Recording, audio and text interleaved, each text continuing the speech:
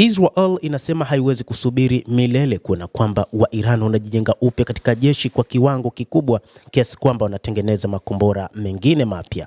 Wanaona kwamba hali hii itakuja kuleta usumbufu kwao. Hata hivyo, wachambuzi wanasema kwamba Iran imejijenga upya jeshi lake kwa kiasi zaidi kuliko vile Israel ilivyotarajia, huku juhudi za diplomasia zikikwama, jambo linaloongeza gharama ya kila mwezi unaopita bila makubaliano ya kuidhibiti Tehran. Ikiwa Iran itasubiriwa kujijenga kiasi hiki, ni wazi hakutakuwa na uwezekano wa kuidhibiti tena.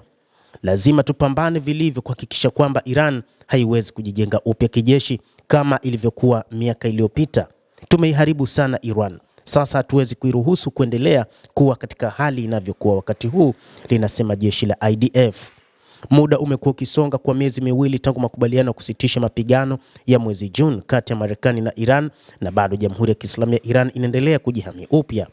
Hili linapaswa kuwa jambo kuu katika mawazo ya Israel kuhusu kila siku iliyopita makubaliano yenye uwezo wa kuzuia utawala wa Iran. Wachambuzi wanaripoti kwamba maafisa wa ulinzi wa Israel wameshangazwa na kasi ambayo Iran inatumia kurejesha hali yake baada ya uharibifu uliotokea wakati wa vita. Wasiwasi huo unahusu sehemu kadhaa za miundombinu yake ya kijeshi, ikiwemo mpango wa makombora ya balistiki ambao bado ni tishio la kimkakati la haraka kwa Israel. Takwimu hizo zinatia wasiwasi mkubwa ikizingatiwa kuwa urahisi ambao Marekani na Israel zilitumia kushambulia maeneo ya kijeshi ya Iran kwa miezi miwili kuanzia Februari hadi Aprili. Israel na Marekani zililenga zaidi ya maeneo 2600 ya makombora na viwanda vya kijeshi wakati wa vita vilivyodumu takribani siku 40, zikifanya mashambulizi ya patao 30,000. Hali hiyo iliwafanya maafisa wa Israel kuamini kuwa kiwango cha uharibifu kilikuwa kimelemaza uwezo wa Iran kurejesha viwanda vyake vya kijeshi kwa kasi iliyokuwepo awali. Iran inajenga upya uwezo wake wa makombora kwa kasi zaidi kuliko vile Israel ilitarajia. Iran imeshawahi kupinga tathmini kama hizo hapo awali. Baada ya mashambulizi ya Israel mnamo Oktoba mwaka 2024, maafisa waliamini kuwa uzalishaji wa makombora ulikuwa umecheleweshwa kwa mwaka mmoja au zaidi. Lakini mwanzoni mwa mwaka 2024 uzalishaji ulikuwa umerejea katika hali ya kawaida zaidi kuliko ilivyotarajiwa. Kwa maana hiyo ni kwamba wa Iran wamejikita zaidi katika teknolojia ya kujijenga ili kujilinda kivita. Tia mashambulizi makubwa ya mnamo Juni 2025, Israel kwa mara nyingine iliamini kuwa mtandao wa uzalishaji ulikuwa umelemazwa kwa miaka mingi. Hata hivyo, kama ilivyo kawaida yake, Iran ilijenga upya. Kwa maana hiyo ni kwamba wa Iran wako vizuri katika namna ya kujijenga na kurudi katika uimara, tofauti na wengi walivyokuwa wakidhani.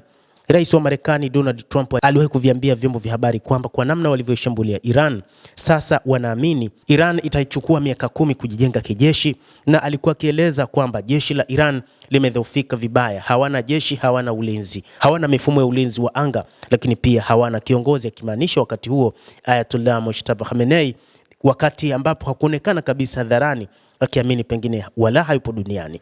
Hata hivyo, shirika la habari la Jerusalem Post la nchini Israel limethibitisha kwamba Iran inazalisha silaha mpya kwa zaidi kuliko namna Israel ilivyotarajia, ikiwa inaweza kurudi kutengeneza makombora ya balistiki 100 hadi 300 kwa mwezi. Inaweza kurejesha silaha zake hadi viwango vya mwezi Juni mwaka 2025 ifikapo mapema au katikati ya mwaka 2027, huku baadhi ya wachambuzi wa kivita wakisema kwamba pengine baada tu ya kukamilika kwa mwaka 2026 watakuwa wameshakamilisha idadi ya makombora ambayo wameyatumia katika uwanja wa vita kuanzia mwezi Februari hadi wakati huu. Hiyo ndio saa ambayo Israel lazima itazame. Saa ya kidiplomasia inazidi kupungua, huku Iran ikiendelea na shinikizo huko Hormuz. Mnamo siku ya Ijumaa ya wiki hii ilileta ukumbusho mwingine wa jinsi saa ya kidiplomasia inavyofanya kazi vibaya. Usafiri kupitia lango la bahari la Hormuz unaonekana kupungua, karibu kusimama baada ya meli mbili zaidi kushambuliwa.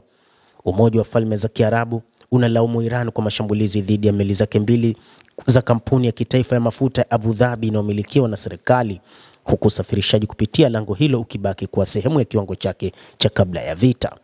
Tehran inaendelea kutumia Hormuz kama kichocheo, ikidai kupunguzwa kwa vikwazo na kutolewa kwa mali zilizogandishwa kabla ya njia ya maji kufunguliwa tena kikamilifu.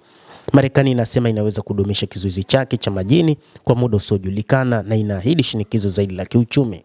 Hata hivyo, karibu miezi miwili baada ya makubaliano kusitisha mapigano ya Juni kuunda nafasi ya diplomasia, makubaliano mapana hayaonekani.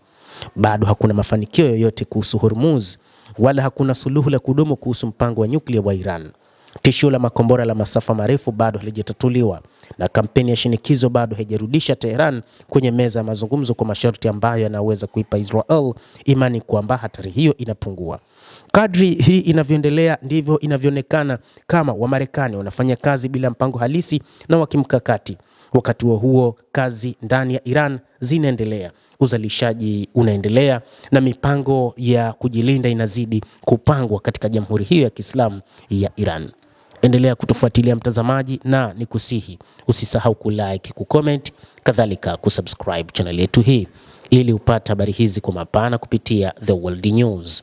Jina langu ni Adam Hussein. Endelea kuwa nasi wakati wote, endelea kutufuatilia ujue ni nini kinachojiri katika ulimwengu.